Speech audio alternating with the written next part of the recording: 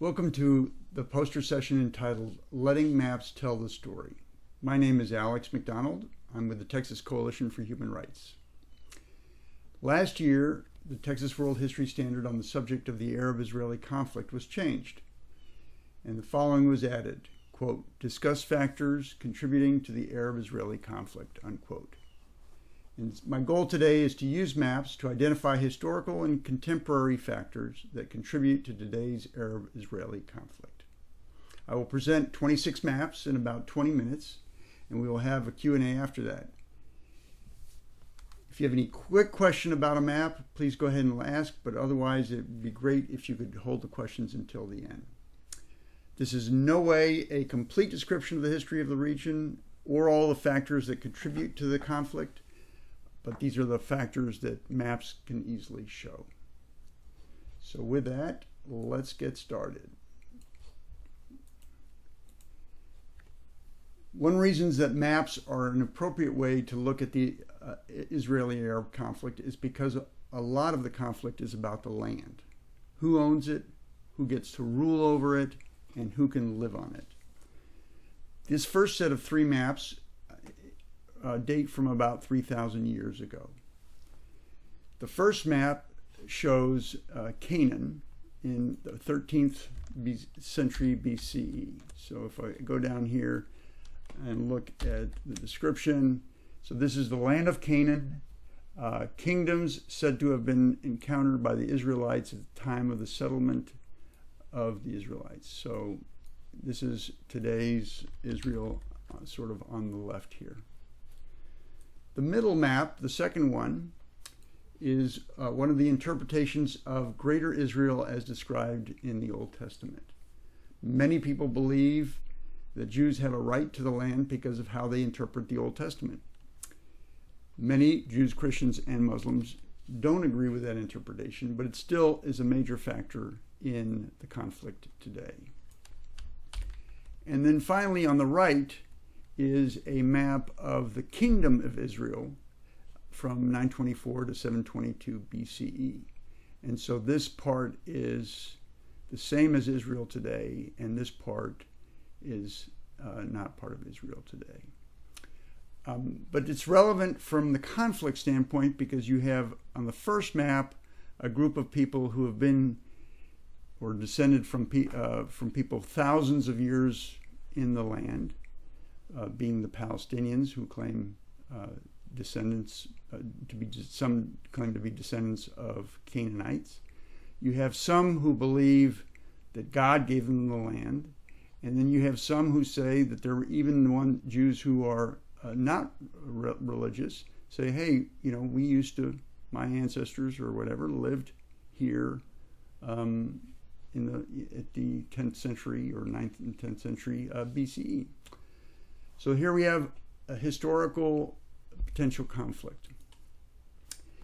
As context, I think it's important to sort of understand the region. And so this is the Eastern Mediterranean here. And this is Europe, Asia, and Africa. And here is today's Israel.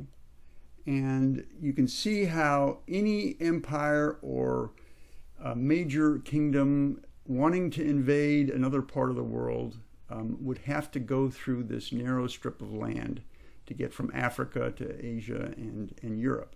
And so there were many invaders. This is a map of the 14th century BCE, so 100 years before the Canaanite map on the previous screen. And at that time, it was controlled by Egypt, which controlled the area multiple times.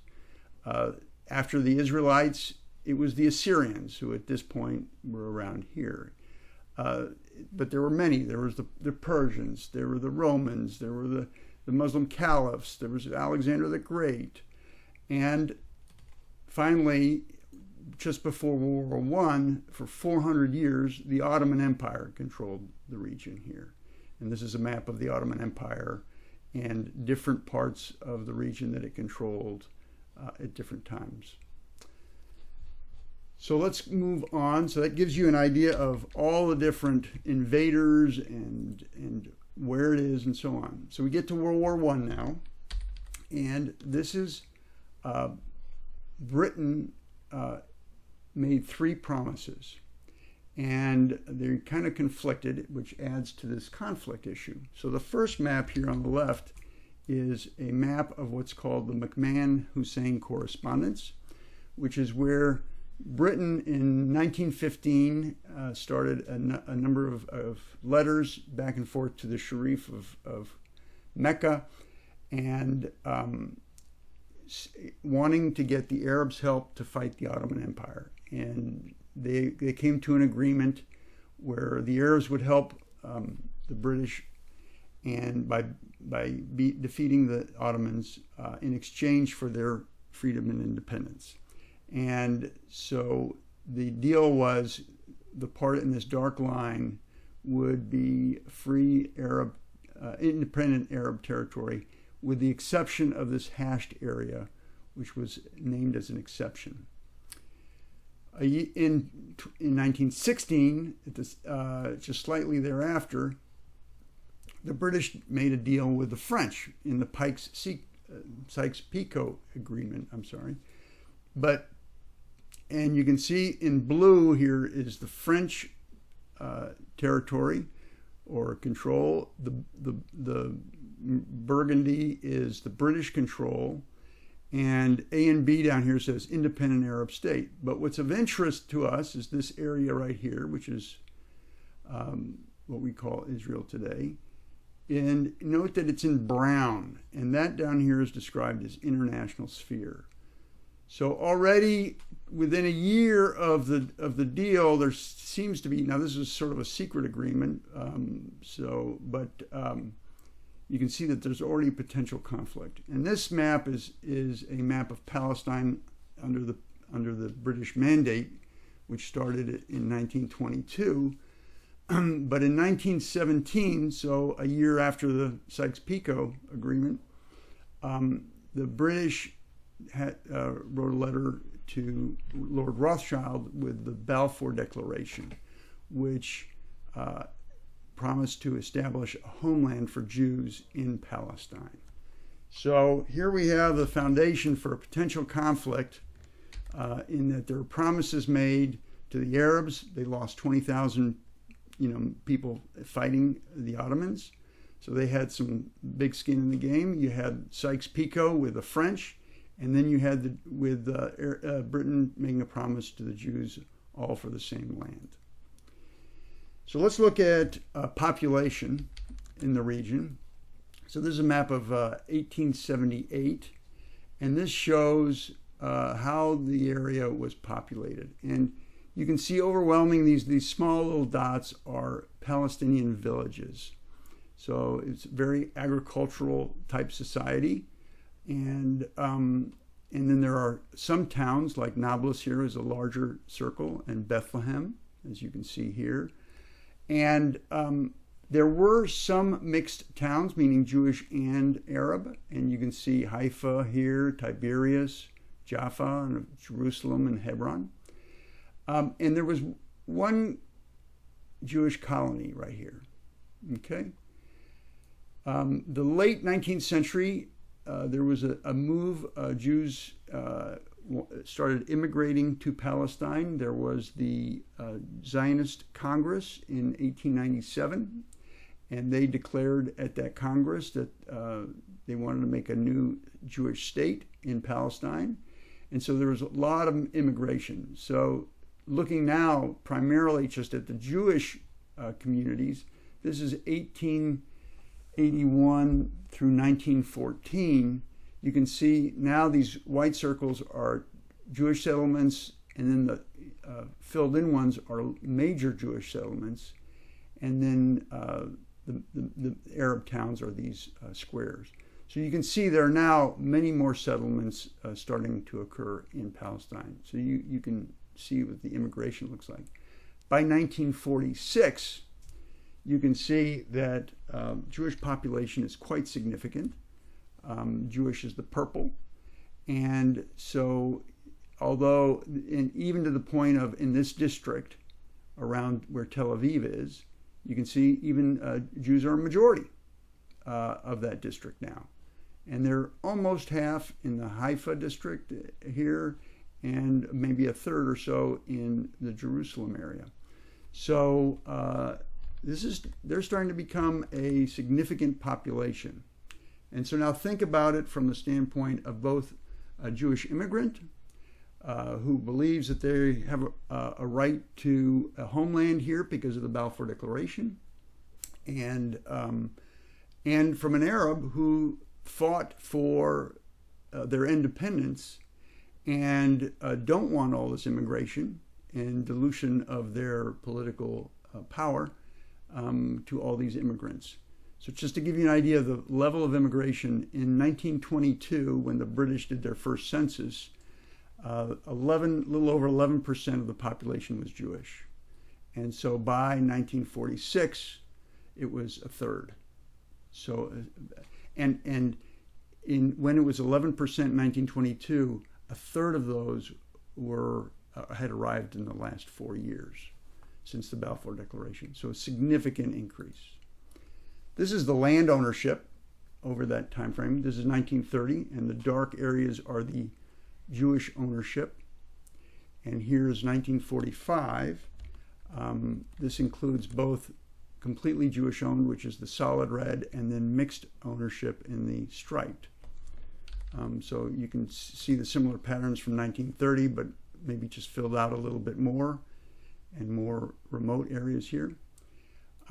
So that, and if you divide it by, again, these districts, you still have a majority ownership that's Arab, but in some areas it's getting awfully close, like, again, Tel Aviv and Haifa and so on. All right. So again, think about the conflict. As I mentioned earlier, with the increasing population, the large immigration, and the promise that the Arabs had of their independence, which was not being met, there was a revolt in 1936, and the British are managing this mandate, and they realize that this is a problem that's only going to get worse, and so the only solution they see as a possible way to peace is a partition. And so they proposed this partition. And you can see here this map. This is the proposed Jewish state up here. And this is the proposed Arab state. And this Jerusalem and a little bit around Nazareth is going to be maintained as a mandate. And you can see the logic of this based on, if we go back to the previous map, of where the land ownership was. Okay? So, but nobody liked that. So we got more conflict. The Jews wanted more land. The Arabs wanted one state because they are 2/3 of the population, and this was not the deal they signed up for or approved, and they're a majority, and so we continue to have strife and struggle between them. This is 1937, so in big context, World War II is about to start. Holocaust is about to start, or get in the deep of it. And so after World War II, the League of Nations, which managed the mandates, disbanded, and the United Nations was formed. And the British eagerly handed off the Palestine problem to the United Nations. And they put together a committee and came up with this map as their proposal. And so here, the teal is the Jewish proposed state, and the Arab state is the brown or orange. The land here is 56% is the teal, and 43% is the brown, and then there's a little international area around Jerusalem. Okay. That did not go over well. If this didn't go over well with the Arabs, this surely didn't go over well.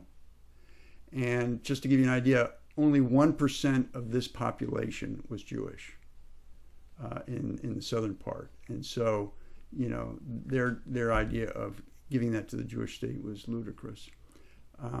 So we started having a war. and shortly, this plan was approved by the General Assembly in November of 1947, and immediately fighting started. And between the militias and we started having there were terror attacks, massacres, but and a lot of displacement. And Palestinian Arabs were forced to leave either at gunpoint or from the terror, and wanted to flee the fighting, and were prevented from returning. So and 6 months later, May 14th, 1948, the State of Israel declared itself a state, and the fighting continued, and that ended in 1949 when Israel signed armistice agreements with its neighbors, Lebanon, Syria, Jordan, and Egypt. But in the result of it was that most of the Arab population that was in the Jewish state was forced out and not allowed to return. And 38% of them went to the West Bank, 26% went to the Gaza Strip, and then the remaining went to neighboring countries. So this is a map of what it looked like after the war. So the purple was the land that the Jewish colonists had owned, and then this dotted line was the partition plan. So, and then this area that's colored in sort of yellow with the green line is the armistice lines of 1949. So you can see that the Arab state lost the Galilee area up here. The West Bank is quite a bit smaller. You can see how the difference here is. And the Gaza is quite a bit smaller. And to prevent the Arabs from returning after Israel declared itself a state, there was a systematic effort to demolish, destroy, hundreds of villages in what became Israel. So these dots are all Palestinian villages that were destroyed. Okay, so now we go to 1967, which is the next major change in the map, and that's a 6-day war. And in that war, so here the yellow is Israel. In that war, Israel conquered Gaza, the Sinai Peninsula, the West Bank, and the Golan Heights. And a little over a decade later, Israel returned the Sinai Peninsula to Egypt as part of a peace treaty, but it continues to occupy these areas. And now, in terms of the conflict, think about, how the relations between Israel and its neighboring countries are, considering the land that it now controls that used to be theirs. Okay, so that's one issue. Secondly, think about it from a population standpoint. Now you have Israel that controls Gaza Strip with all these refugees that were from Israel, this area here, and the West Bank, that you have a lot of the refugees from here as well. So you have a very large population. Today, it's roughly 50-50. In this area that Israel controls today, the population is about evenly split, Jewish and non-Jewish. So how do you control this? How do you maintain a Jewish state? Well, you can't let these people have citizenship and vote, because then you're no longer a Jewish state. So that creates an issue, and so that's why I believe there's an occupation. It's an occupation that's been over 50 years, since 1967, with no end in sight in that occupation. So, what does occupation look like? So this is a map from a Jewish peace organization. And so this is the West Bank. And ever since the Six-Day War, Israel has installed settlements in the West Bank. And it's against international law, but nonetheless, these blue dots are all Jewish communities in the West Bank, and the brown dots are the Palestinian ones. The green line is the armistice border, and then this black line is the wall or security fence, depending on who you talk to, that is used to separate populations. And so think about how this wall affects the conflict.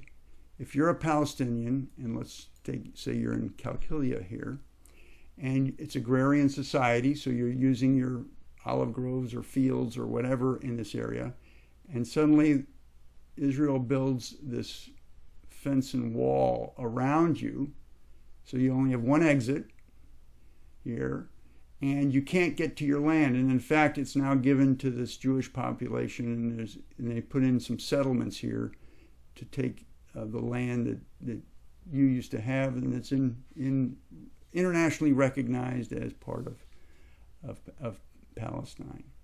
And you can see how this wall, these are the planned, where the wall is planned to go. This is an older map, so it's early 2011. It's 2011. So you can see how this wall just meanders throughout the West Bank, carving away land. Now, and here's Jerusalem, and here's East Jerusalem, and you can see how this wall is cutting out East Jerusalem, putting it on the Israel side of the map. This is the part that Palestinians want to have as their capital. And so you can imagine how that affects the conflict. Notice also that these blue areas go almost all the way across here, sort of cutting the West Bank in half, and potentially making it much more difficult to get to.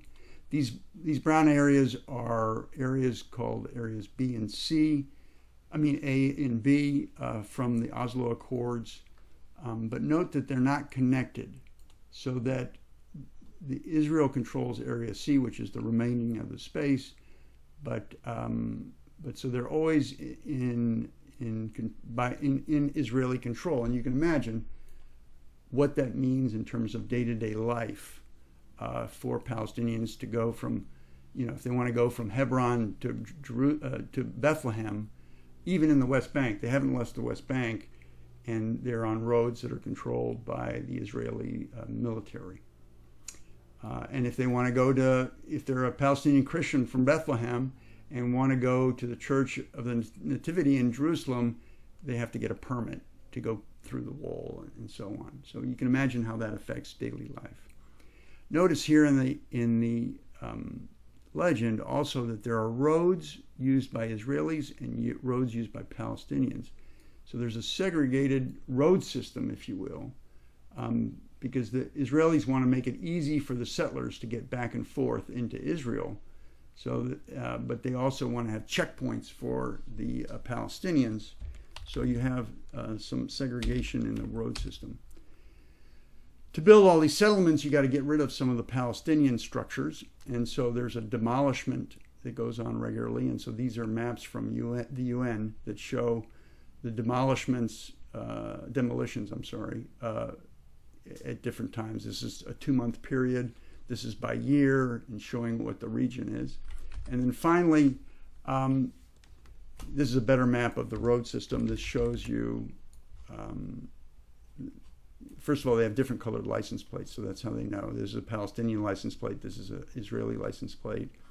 And so the yellow is not accessible to Palestinians. So here, if you want to go on this road, you have to have an Israeli license plate, and here, and so on.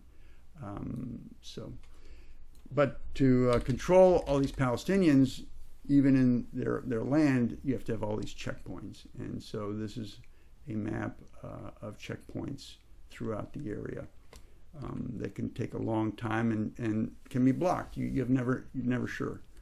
Finally, let's end with Gaza. You all have heard about rockets flying back and forth and thinking about the conflict. You can't ignore Gaza in terms of the conflict. There's a lot of people saying, well, it's not really occupied. Well, the International Criminal Court has determined that it is occupied. It's just occupied in a different way. And so there are Israeli drones that are in Gaza airspace 24/7. Israel limits access to Gaza waters, and so there are Israeli Navy ships in Gaza waters all the time. But Israel also controls the land inside, even what Israel calls Gaza. And so it's interesting to go back to the legend down here. If we zoom in, you can see that there are no-go zones within 100 meters of the fence, and there are risk zones up to 1 kilometer away.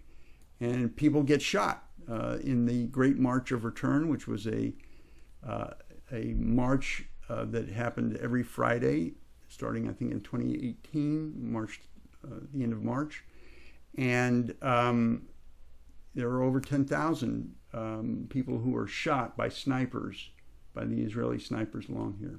It's also called the largest open-air prison in the world because it's completely enclosed, and these are closed crossings. The only one that's open is right here into Israel. And so that's how they get food and medical supplies and other things. But these, as you can see here on this map, it says closed and so on. But you can see it's just a complete barrage of closed off, and here's a wall and a fence. All right, and then finally, to understand Gaza, it's, as I mentioned before, a lot of the refugees moved in here. Here's Gaza, and to give you an idea, 2 million people live here. They're really densely packed in here. In Israel, there are between 8 and 9 million. So you can imagine this has a little less than a quarter of all this population. So you can see how densely packed they are in there. 70% of them are refugees.